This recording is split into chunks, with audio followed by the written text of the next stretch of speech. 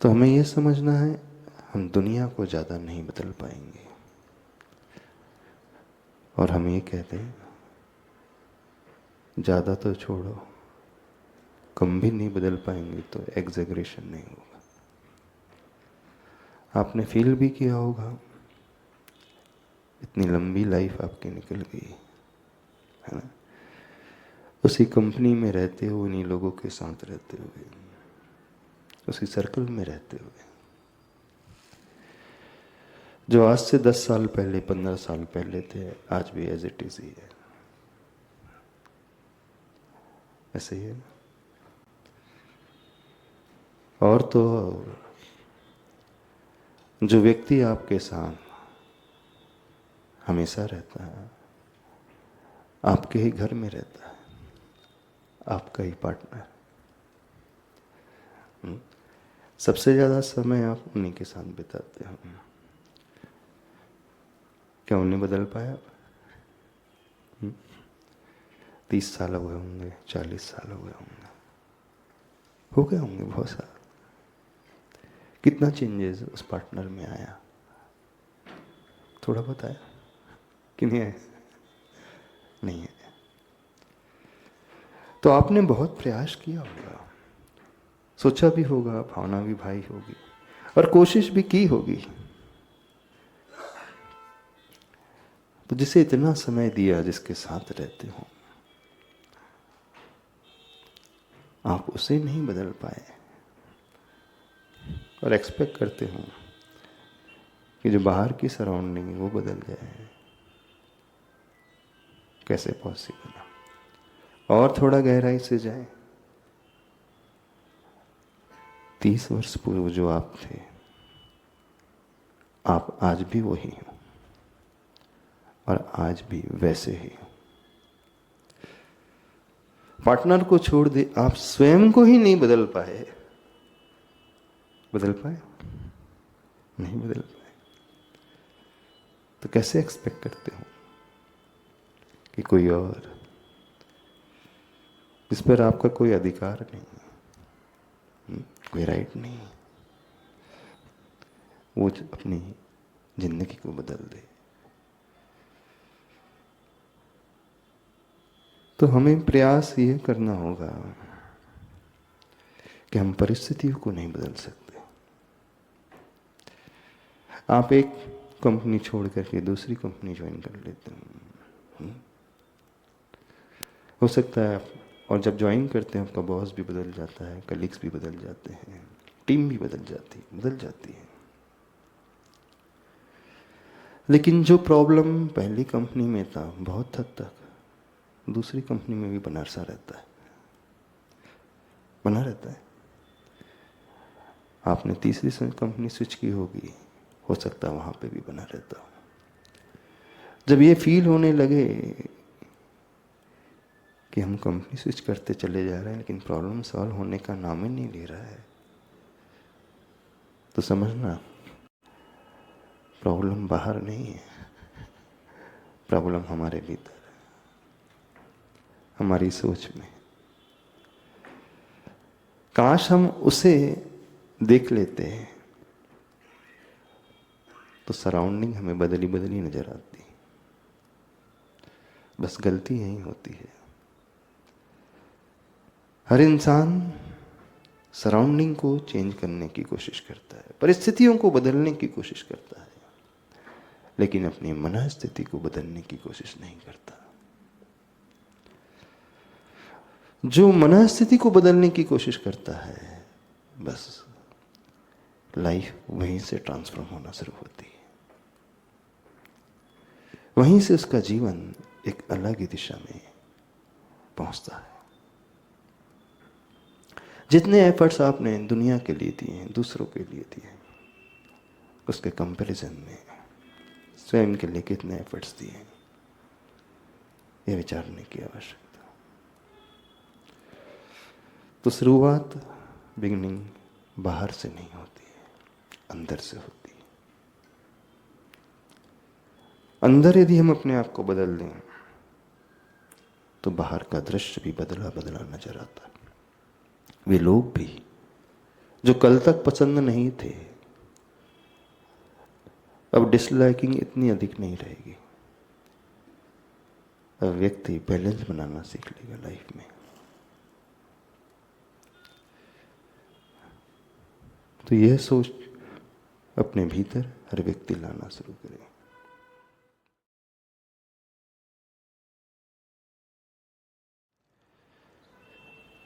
हम साधुओं का जीवन, मुनियों का जीवन, मुनियों के लिए कहा है कि वे मुनि दिन में 3 बार प्रतिक्रमण करें। अब देखना क्या थॉट प्रोसेस जो है काम करती है उसके पीछे, उसे समझने की कोशिश करना। हमने ये समझने की कोशिश की कि जब व्यक्ति ग्रेटिट्यूड से भरता है, उस आभार के भाव से भरता है, तभी उसका ईगो जो है, अहम का भाव, वो गलना शुरू होता है। क्योंकि सबसे बड़ा रूट कॉज हमारे ट्रांसफॉर्मेशन में जो बैरियर की भांति होता है, वो ईगो ही होता है। वो अंदर ही अंदर पलता है। और उस ईगो को यदि हम जीतना चाहते हैं, गड़ाना चाहते हैं, तो कहा जाता है, आप लोगों ने सुना भी होगा, पढ़ा भी होगा, कि व्यक्ति ग्रेटिट्यूड से भरे। अब प्रश्न ही आता है, वो ग्रेटिट्यूड का भाव आता कैसे? ग्रेटिट्यूड समझते हो? शायद आपने समझा है, किसी को थैंक्स बोल देना, है ना? और बड़ा प्रचलन में आता है। थैंक यू तो बहुत इजीली बोल देते हैं, लेकिन वो तो शब्दों का थैंक्स हुआ। ग्रेटिट्यूड सिर्फ थैंक्स तक आधारित नहीं होता। ग्रेटिट्यूड जिसके भीतर होता है, उसका बिलीफ, उसके इमोशंस, उसका टेंशन, उसकी ब्रेन वायरिंग सब कुछ बदल जाती है। और जो व्यक्ति से बहुत सुपरफिशियल होता है, थैंक्स बोल करके आगे बढ़ जाता है, उससे कुछ भी चेंज नहीं आता। जहां अंतरंग से वो ग्रेटिट्यूड का भाव आए, तो उसकी थॉट प्रोसेस भी बदलेगी, उसके इमोशंस भी बदलेंगे, उसका टेंशन भी बदलेगा, उसका बिलीफ भी बदलेगा, उसका इंटरप्रेट करने का तरीका भी बदल जाएगा, दुनिया को देखने का, सामने वालों को देखने का नजरिया भी बदल जाएगा। वो सराउंडिंग को बदली बदली हुई पाएगा, सब कुछ बदल जाएगा, लेकिन मात्र थैंक्स से नहीं, वो हमारे भीतर तक समाहित होना चाहिए। अब प्रश्न ही उठता है, वो ग्रेटिट्यूड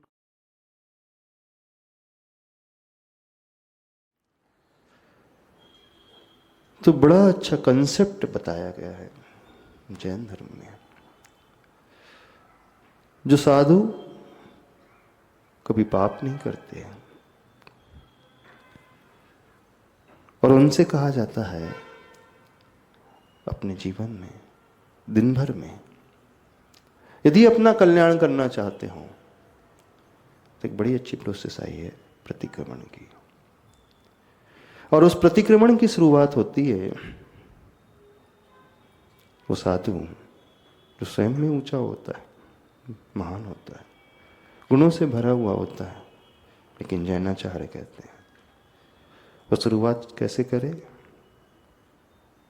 मैं पापी हूं, मैं दुष्ट हूं, मैं दुरात्मा हूं, मैं जड़ बुद्धि हूं, मैं मायावी हूं, मैं अभिमान से भरा हूं। आप लोगों ने सुना होगा, कई बार पढ़ा भी होगा, आप जो होना हो चाहते हो वो बोलो, है ना? मैं महान बनना चाहता हूं, मैं विशेष होना चाहता हूं, मैं बड़ा होना चाहता हूं, मैं पैसा चाहता हूं, मैं लग्जरी चाहता हूं। एक भी नेगेटिव वर्ड अपने मुख से ना निकालो। यही कहा ना, यही सुना है ना? सुना तो यही सबने। बोला कुछ भी निगेटिव वर्ड्स नहीं होना चाहिए। पर जैन धर्म कह रहा है नहीं, यदि आप ऊपर उठना चाहते, यदि रियली अपने आप को ट्रांसफॉर्म करना चाहते हो, जैनाचार्य कहते हैं शुरुआत इससे करो, इस एक्सेप्टेंस से करो कि मैं पापी हूं। और किससे कहलवा रहे हैं वो? जो साधु हो गए, मुनि हो गए, उन्होंने हिंसा को छोड़ दिया, वायलेंस को पूरा रूप से छोड़ दिया, फिजिकली, वर्बली एंड मेंटली, मन वचन काय से कभी वो वायलेंस नहीं करेंगे, कभी झूठ नहीं बोलेंगे, असत्य नहीं कहेंगे, मन से, वचन से, काय से, चोरी नहीं करेंगे, वो करते भी नहीं, अटैचमेंट नहीं रखेंगे, परिग्रह नहीं, कुशील का भाव नहीं, अहिंसा, सत्य, चौर, ब्रह्मचर्य और अपरिग्रह, जो 5 महाव्रतों को धारण करते हैं, हिंसा, झूठ, चोरी, कुशील और परिग्रह, इन 5 पापों को त्याग करते हैं और लाइफ टाइम के लिए छोड़ देते हैं। और ऐसा नहीं सुपरफिशियल तरीके से छोड़ते हैं, ऊपर ऊपर नहीं, गहराई में जाकर के, डेप्थ, मन में भी वो भाव नहीं लाना, वचनों में भी, शब्दों में भी नहीं और काय में भी नहीं। और जो होना चाहते हैं, बनना चाहते हैं, उस प्रभु की भांति, भगवान की भांति। और वो कह रहे हैं, आचार्य भगवान कह रहे हैं कि आप 1 बार नहीं, 2 बार नहीं, दिन में 3 बार एटलीस्ट अपने मुख से कहो।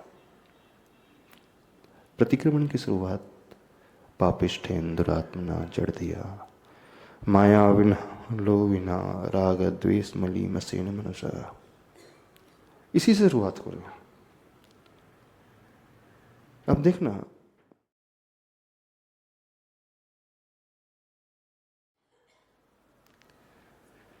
ये थॉट प्रोसेस, ये कंसेप्ट सही है कि गलत है? बता सकते हो? साइकोलॉजी क्या कहती है बताओ, कि मैं वो बता दूं?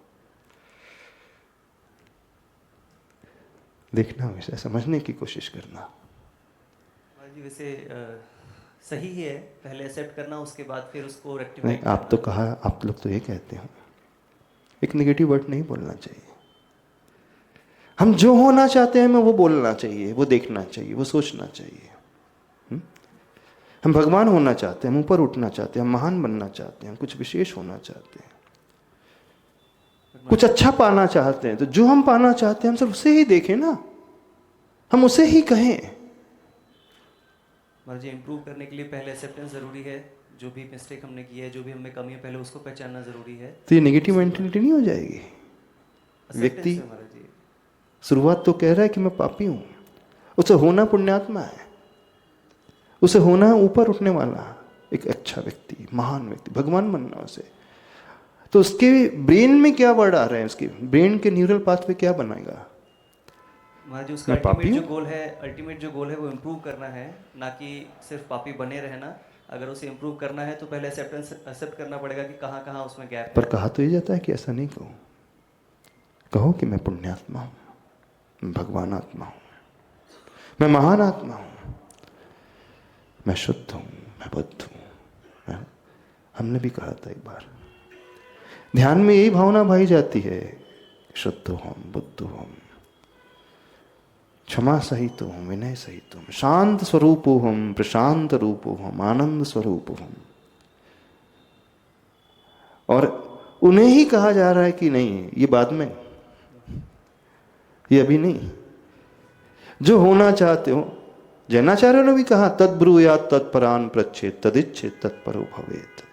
जो आप होना चाहते हो उसे ही कहो, तद उसे ही दूसरों से पूछो, उसकी इच्छा करो, उसकी ही बातें करो, उसे जियो, उसे मानो।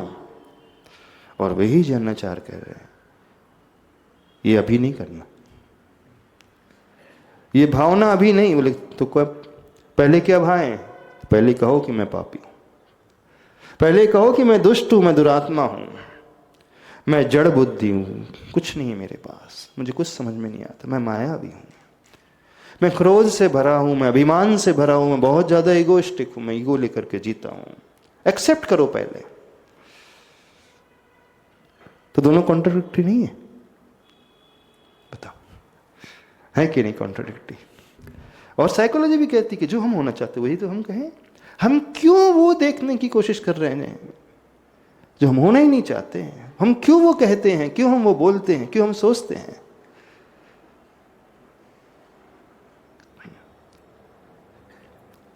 समझ में आ रहा है कॉन्ट्राडिक्टरी है कि नहीं दोनों? तो हमारा ब्रेन कौन सा रास्ता बनाएगा? एक तरफ कहता है वो कि मैं पापी हूं, मैं दुष्ट हूं, दूसरी तरफ कहता हूं मैं मुक्त हूं, मैं भगवान हूं, मैं अच्छा हूं, मैं आनंद में हूं, मैं शांत हूं, मैं निर्विकल्प हूं, मुझे कुछ नहीं है, मुझे कोई स्ट्रेस नहीं, कोई टेंशन नहीं, कोई एंजाइटी नहीं, कोई फियर नहीं। एक तरफ वो है।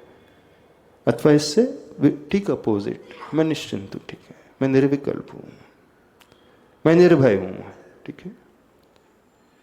अब और यहां पे तो ये कहा जा रहा है, इससे ठीक अपोजिट एक्सेप्ट कराया कि तुम कहो कि तुम पापी हो। भावना क्या करने के लिए कह रहा है? मैं शांत हूं। और यहां पे कह रहा है चलो नहीं, कहो तुम क्रोधी हो, आप कहो कि आप माया से भरे हुए, मायाचार से भरे हुए, आप कहो कि आप क्रूर हो।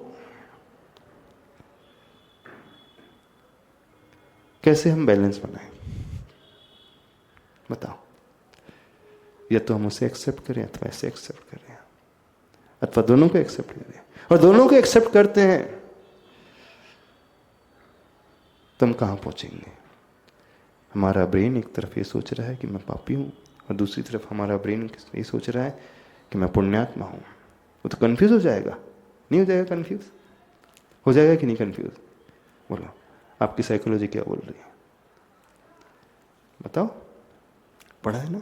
हाँ, वो कहीं का नहीं रहेगा। वो तो बोले एक कदम ईस्ट में बढ़ा रहा, सेकंड कदम जो वेस्ट में बढ़ा रहा है, तो कहीं पहुंचेगा ही नहीं। वो तो उलझ करके रह जाएगा। वो तो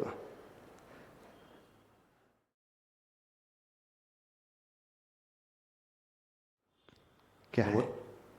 नमस्ते महाराज जी। महाराज जी, जो न्यूरोप्लास्टिसिटी है वो नए न्यूरल पाथवेज बना भी सकती है, और जो पुराने बने हुए हैं उनको मिटा भी सकती है, जो अपने लिए अनयूजफुल है। तो जब आप ये एक्सेप्ट कर रहे हो करंट स्टेट में कि मैं पापी हूँ, मैं दुरात्मा हूँ, तो वो पुराने एक तो पहले पश्चाताप करेंगे, उससे पश्चाताप के थ्रू जो पुराने पाथवेज हैं आप बार बार दोहराओगे तो वो हट जाएंगे।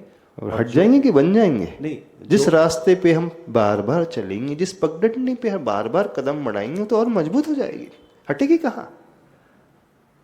जो जो हमारी नेक्स्ट फ्यूचर स्टेट जो हम सोच रहे हैं उसके लिए बन सकते हैं, और जो पुराने हैं जो हमें नहीं चाहिए, जो न्यूरोप्लास्टिसिटी क्या कहती है? बेसिकली हमारा नर्वस सिस्टम हमेशा अपने आप को अपग्रेड कर सकता है जी। हमेशा अपने आप को ट्रेन कर सकता है, हमेशा अपने आप को बदल सकता है, पुराने को छोड़ सकता है, नए को अपना सकता है। वो फिक्स नहीं रहता है, एज इट इज नहीं रहता है, हमेशा उसमें कुछ ना कुछ बदलाव होता रहता है, और उसके अनुसार न्यू न्यूरल पाथवे बनते चले जाते हैं। पाथवे, न्यूरल पाथवे मतलब जैसे आप किसी जंगल में जा रहे हो, अभी तक जंगल में चलते नहीं थे, फिरते नहीं थे, तो झाड़ियां झंकार थी, कोई रास्ता नहीं, कोई पगडंडी नहीं, घनघोर जंगल के अलावा कुछ नहीं था। अब एक व्यक्ति वहां से निकलता है, थोड़ी झाड़ियों को हटाता है, थोड़ा सा रास्ता जैसा बनता है, दूसरे दिन निकलता है, तीसरे दिन लगातार बार बार बार बार जब निकलना शुरू करता है तो एक अच्छी पगडंडी बन जाती है।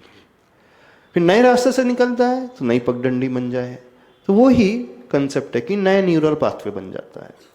अब हम ये कह रहे हैं, जैन आचार्य कहते हैं कि पहले ये दोहराओ कि मैं पापी हूं, तो कौन सा न्यूरल पाथवे में है? और दूसरी तरफ कहते हैं यह भी कहो कि मैं पुण्यात्मा हूं, मैं भगवान आत्मा हूं, मैं शुद्ध हूं, मैं बुद्ध हूं, मैं वो हूं जो भगवान है।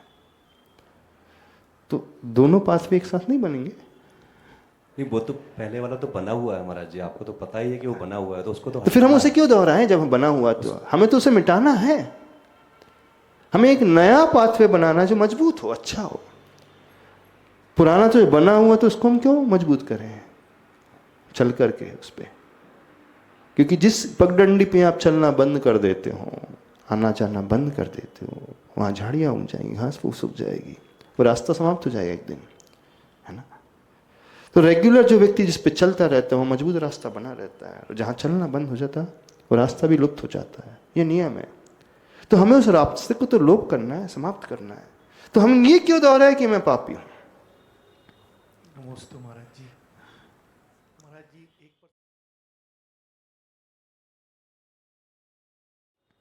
नमस्ते महाराज जी। महाराज जी एक पर्सपेक्टिव ये भी हो सकता है कि हम अपने ईगो को कम कर रहे हैं। अगर हम में ईगो आ रहा है तो हम उसको कम कर रहे हैं प्रतिक्रमण करके कि हम में ईगो नहीं आ जाए तीनों टाइम। पर आज का विज्ञान तो ये बोलता है जो आप होना चाहते सिर्फ वो देखो, वो कहो, वो सोचो, वो बोलो, उसके सपने देखो। और जैनाचार्य दोनों कह रहे हैं आप वो भी कहो, वो भी देखो, वो बोलो, और ये भी कहो। क्या है, कंफ्यूजन हो रहा है ना। या तो हम इस रास्ते को अपनाएं, उस रास्ते को अपनाएं। हाँ वीरेंद्र जी बोलो। नमस्ते गुरुदेव। शीशी एक ही है, तो जब तक हम पुराने माल को खाली नहीं करेंगे तब तक उसमें नया माल कैसे भरेंगे। इसलिए हमें पहले पुराने जो पाप हुए हैं उसको खाली तो करना पड़ेगा, और खाली करने के लिए भी वही पुरुषार्थ है, याद करने का, बोलने का, और भरने का भी वही पुरुषार्थ है। तो उस शीशी को यदि हम अच्छी चीज़ से भरना चाहते हैं तो पहले पुरानी चीज़ को खाली करना पड़ेगा। वर्तमान और भविष्य का ही अंतर है। हम खाली क्या कर रहे हैं, हम तो और भर रहे हैं, मैं पापी हूँ। खाली कहाँ कर रहे हैं इसमें? क्या खाली किया आपने, बताओ। कुछ खाली किया? नहीं, भाव तो यही है खाली करने का ही।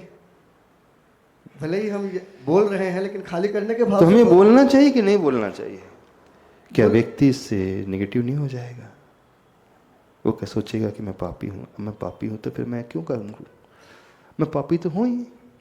अब मैं जैसा हूँ तो मैं उसे एक्सेप्ट कर ही लेता हूँ, फिर जैसा जीवन जी रहा है वैसे जीऊँगा, जो कर रहा हूँ ये अच्छा है। ऐसा नहीं हो जाएगा? क्यों? हो जाएगा कि नहीं? उससे एक इफेक्ट ये भी तो आ सकता है, आ सकता है। दोनों चीज पैरेलल चलेगी ना। तो दोनों चीज पैरेलल चलेगी तो हम कहाँ पहुंचेंगे? कोई भी काम, जैसे किसी चीज को मिटाना हो तो पहले मिटाएंगे फिर नया लिखेंगे, तो वो मिटाने की प्रक्रिया है, वो लिखने की प्रक्रिया है। चलो अच्छा, हाँ। आगे बढ़े।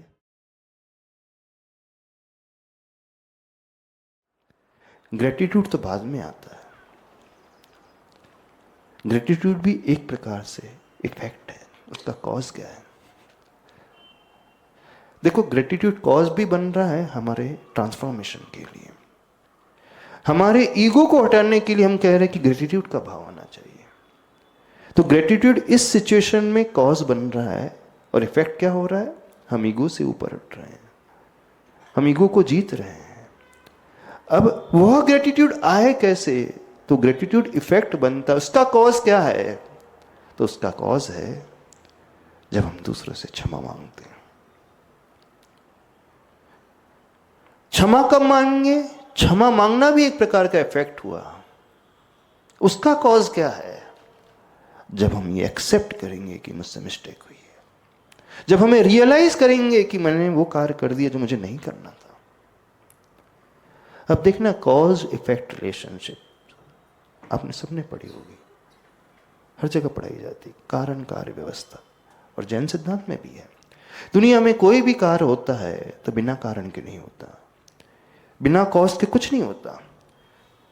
चाहे कुछ भी कर रहे हो, एक्स वाई जेड, आप पाप कर रहे हो, पुण्य कर रहे हो, धर्म कर रहे हो, कर्म कर रहे हो, खा रहे हो, पी रहे हो, बिजनेस कर रहे हो, पैसा कमा रहे हो, घर खरीद रहे हो, लग्जरी चाहिए आपको, ये सब इफेक्ट। उसका कॉस्ट क्या? उसका कॉस्ट तो होगा, तभी तो इवन चींटी भी अपने बिल से निकलती है, तो उसके पास पर्पस होता है। मुझे शक्कर का दाना चाहिए, मुझे मीठा चाहिए, मुझे भोजन चाहिए, तभी वो बिल से निकलती छोटी सी चींटी। जब चींटी बिना कोई कॉज के कार्य नहीं करती, तो संसार का कोई भी व्यक्ति बिना कॉज के, बिना पर्पस के कुछ नहीं करता।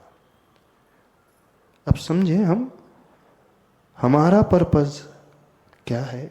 हम अपनी लाइफ को ट्रांसफॉर्म करना चाहते हैं। कब आएगा? जब व्यक्ति झुकेगा, जब व्यक्ति सामने वाले को कुछ मानेगा, जब व्यक्ति स्वयं को छोटा मानेगा। मैं उसके आगे कुछ हूं नहीं, वो बहुत महान है। आप भगवान के पास जाकर के क्यों झुकते हो? बताओ। भगवान को नमस्कार क्यों करते हो? उसके आप उनके पास जाकर के हाथ क्यों जोड़ लेते हो? क्यों जोड़ते हो हाथ? रोज मंदिर जाते हो ना, रोज प्रभु के दर्शन करने जाते हो, रोज प्रभु की पूजा करते हो, गुणगान करते हो, क्यों जोड़ते हो हाथ? ये ना कि वे बहुत महान है, वे बड़े हैं, वे सर्वज्ञ हैं, वे पूर्ण है, संपूर्ण है, सुप्रीम है, उनके पास एवरीथिंग है। Supreme knowledge, supreme bliss, supreme power, सब कुछ है उनके पास। तो दो तरीके हैं, या तो हम सामने वाले को बहुत बड़ा देखने लगे अथवा अपने आप को छोटा देखने लगे। तो जो ईगोइस्टिक होता है व्यक्ति, वो अपने आप को ही बहुत बड़ा मानता है, इसलिए वो झुकता नहीं है। जब भी ईगो आपका हावी होने लगता है तो आप अपने आप को कुछ विशेष एक्सेप्ट करते हो कि मैं आई एम समवन, मैं महत्वपूर्ण हूं, मैं परिपूर्ण हूं, मैं अपने आप में बहुत बड़ा हूं। तो आप नेचुरली दूसरों को बहुत छोटा मानते हो। तो आपकी दृष्टि में वो छोटा है, तब आप बड़े हो गए, तभी आपका ईगो सेटिस्फाइड होता है। अब उस ईगो को हम हटाना चाहते हैं तो आचार्य भगवान कह रहे हैं, सब कहते हैं, साइकोलॉजी कहती है ग्रेटिट्यूड का भाव लाओ, यानी अपने आप को अथवा उस सामने वाले को। दो एंगल हैं देखने की, दो पर्सपेक्टिव हैं। सामने वाला उपकारी है, उसने हमारी हेल्प की है, सामने वाले ने हमें कुछ दिया है, उनकी कृपा से हमने बहुत कुछ पाया है। फिर वो XYZ कोई भी हो सकता है। तो उसने हमें कुछ संभाला है, कुछ दिया है, उसने हेल्प की है, वो उपकारी है, तो हम उसके चरणों में झुक रहे हैं, है ना। तो आप प्रभु को बड़ा मानते हो, एट द सेम टाइम आप अपने आप को छोटा भी तो मानते हो, नहीं मानते? नहीं मैं भी बड़ा हूं। हाँ, भगवान बड़े हैं तो क्या है, होंगे तुम अपने घर के बड़े, पर मैं भी बड़ा हूं। ठीक है, तुम महल के मालिक हो, मैं अपने फ्लैट का मालिक हूं। ठीक है, तुम्हारा 1 करोड़ का पैकेज है, मेरा भी 10 लाख का पैकेज है, मैं अपने घर का मालिक हूं। वैसे देखा जाए तो मालिक बराबर हो गए, दोनों बराबर हो गए। मैं छोटी झोपड़ी में रहता हूँ, 1 BHK में रहता हूँ, आपका बहुत बड़ा बंगला है, पर उसका तो मैं भी मालिक हूं। ये फीलिंग आती है? नहीं। जब ग्रेटिट्यूड के भाव से हम भर रहे हैं तो हम सामने वाले को बहुत बड़ा मान रहे हैं। अब सामने वाले को बड़ा स्वीकारने के लिए हमें अपने आप को छोटा तो मानना ही पड़ेगा। हमें छोटा मानना पड़ेगा का अर्थ है हमें साफ करना। अब एक और विशेष बात बताना चाहते हैं। जब प्रतिक्रमण करते हैं उसमें कहा जाता है, मैं दुनिया के जितने भी जीव हैं, एक इंद्रिय, पृथ्वी, जल, अग्नि, वायु, वनस्पति, जिनसे मैं कभी मिला भी नहीं, इनफाइनाइट जीव है संसार में। 2 इंद्रिय जीव है ना, कीड़े मकोड़े लट आदि, 3 इंद्रिय चींटी आदि, 4 इंद्रिय मच्छर आदि, 5 इंद्रिय मनुष्य। आप कितनों से मिले हैं बताओ? चलो अभी 1 2 3 को छोड़ दो। इतनी बड़ी 800 करोड़ की पॉपुलेशन होगी। कितनी पॉपुलेशन है वर्ल्ड वाइड? होगी ना 700-800 करोड़। 7 बिलियन तो होगी, 8 बिलियन, जितने भी हैं। आप अपनी लाइफ में कितनों से मिलते हैं? पूरी जिंदगी भर कितने लोगों से मिल पाते होंगे बताओ? इसमें हम पूर्व जन्म के पापों को भी, अरे अभी इस भाव की बात कर रहे हैं। 1000, 2000, 5000, इससे ज़्यादा नहीं मिल पाता। 10,000 ठीक है, और बड़ा लीडर हो गया, प्राइम मिनिस्टर बन गया, तो पूरी जनसंख्या जिस देश की है वो उसके लिए जिम्मेदार हो जाएगा। लेकिन यहां कहा जा रहा है संसार में जितने जीव हैं मैं उन्हें क्षमा करता हूं और उनसे क्षमा मांगता हूं। बड़ी गहरी बात है। क्या गहरी बात है? हाँ, हो सकता है फिजिकली हम किसी से नहीं मिले हों, लेकिन मन से तो कईयों के बारे में बुरा सोचा होगा, मन से तो कईयों को हर्ट भी किया होगा ना। यह भी हो सकता है कि मन से मैंने सबको हर्ट नहीं किया हो, सबको कष्ट ना पहुंचाया। अब फिर एक विशेष और समझने की बात है कि जिससे हमने कभी हर्ट ही नहीं किया, जिससे हम आज तक जीवन में मिले ही नहीं, जिसके बारे में आज तक हमने बुरा सोचा नहीं, उससे हम क्षमा क्यों मांगे? क्या बताओ, क्या होना चाहिए? क्षमा तो उससे मांगना है जिनसे हमारी गलती हुई है, मनमुटाव हुआ है, कुछ हुआ है, जिससे आज तक मिले नहीं, जिससे लेन देन नहीं, जो कभी सपने में भी नहीं आया, तो उनसे मांगने की क्या आवश्यकता है? फिर जैनाचार्य कहते हैं कितनी सूक्ष्म दृष्टि है उनकी। हम क्षमा दूसरों के लिए नहीं मांग रहे हैं। सही ग्रेटिट्यूड का भाव तब आता है जब मैं अंदर से झुकता हूं तो अपने लिए झुक रहा हूं, उसके लिए नहीं झुक रहा हूं।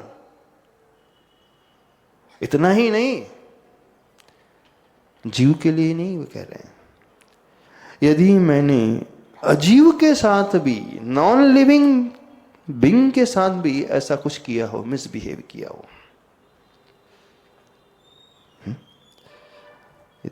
ऐसा फेंक दिया, पेन उठाकर पेपर ऐसा फेंक दिया, पेपर फाड़ करके रख दिया, है ना। आप बैठे हैं, चटाई खोलते रहते हैं, कहीं बैठे पत्थर उठाए फेंक दिया ना।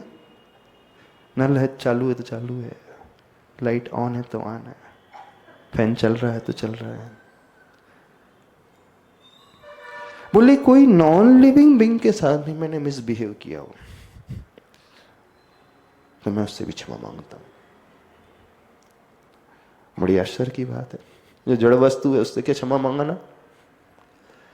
लिविंग बीइंग तो समझ में आता है, उसके भीतर संवेदना है, पर नॉन लिविंग बीइंग उसके भीतर क्या है? वो तो जड़ है, मैटर है, उसके भीतर ज्ञान नहीं है, चेतना नहीं है। तो आचार्य भगवान कहते हैं ये मैटर नहीं करता है कि सामने वाला को रिस्पॉन्ड करे अथवा ना करे। मैटर यहां पर यह करता है कि जब हम क्षमा मांगते हैं तो हम अपने मन को पवित्र करते हैं, हम अपने आप को हल्का करते हैं, एकदम निर्मल हम बनाते हैं। तब वो ग्रेटिट्यूड का भाव, उपकार का भाव हमारे भीतर उतर करके आता है। कुछ समझ में आ रहा है?